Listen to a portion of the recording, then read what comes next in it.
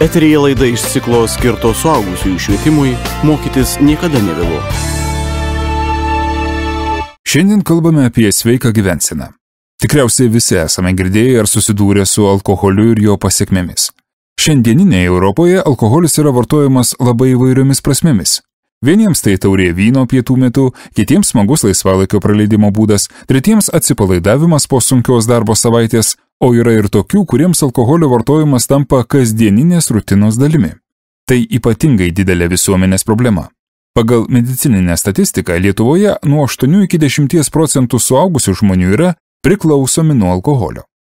Kas skatina žmonės svaigintis ir kokios tokio gyvenimo būdo pasekmės?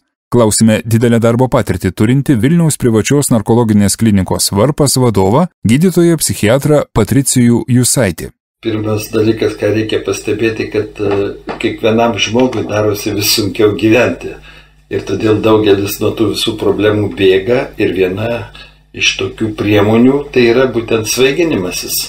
Dabar labai populiarūs darosi ir narkotikai, ne tik alkoholis, bet alkoholis jau nuo senų yra žinoma labai gera priemonė pabėgti nuo problemų. Ir atrodo žmogui, kad jis tarsi nuo jų pabėga, nors iš esmės tai jis jas sukuria ir vis jų daugiau.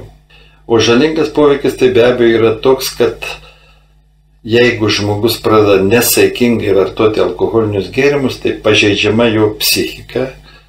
Tuo pačiu pažeidžiami kontaktai su jo visos šeimos, su artimaisiais, su jo darbo kolegomis ir panašiai. Ir žmogus po truputį sugriūna.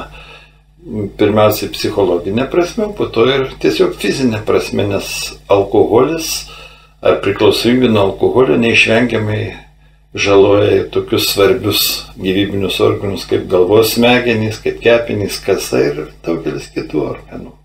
Geriantis žmogus paprastai sunkiai pripažįsta, kad yra priklausomas nuo alkoholio. Kokie požymiai signalizuoja aplinkiniams, kad žmogus ne šiaip išgeria, o jau yra ligonis? Gydytojas Patricijus Jusaitis. Pirmiausia, tai alkoholį vartoja dažniausiai įvairių švenčių progai. Ir sakysi, žmogus atsipalaiduoja, linksmesnis, pradeda bendrauti, jam ypač uždaresniem žmonėm, tai palengvina bendravimą su kitais žmonėmis. Bet pirmas ir toks labai jau perspėjantis ženklas tai yra tai, kad tam pačiam atsipalaidavimui pasiekti pradeda reikėti vis didesnės dozės. Ir jau tai yra svarbus toks rodiklis. Ir ta dozė jau kai pradeda didėti, tai po truputį ir formuojasi priklausomybė.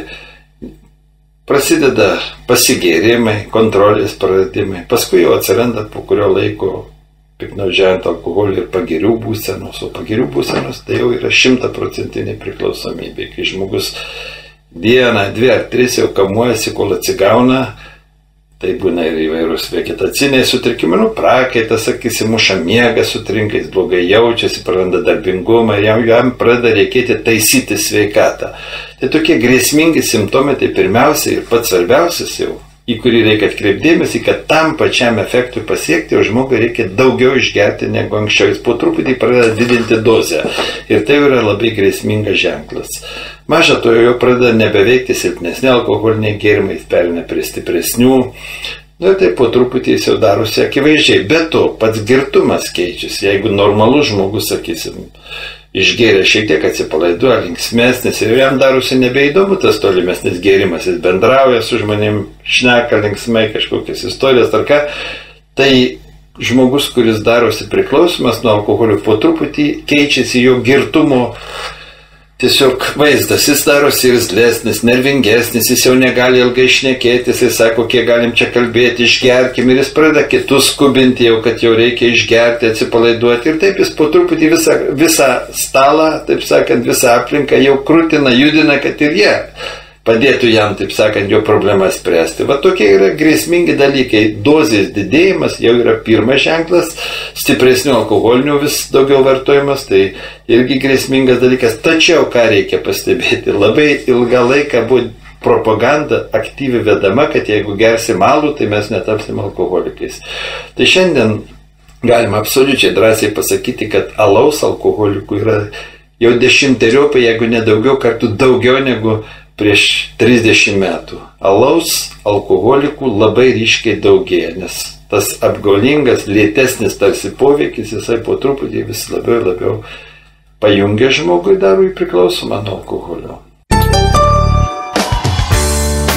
Radio laida parengta įgyvendinant ugdymo plėtotės centro projektą suaugusiųjų švietimo sistemos plėtra, suteikiant besimokantiems asmenims bendrasias kompetencijas, finansuojama Europos socialinio fondo lėšomis.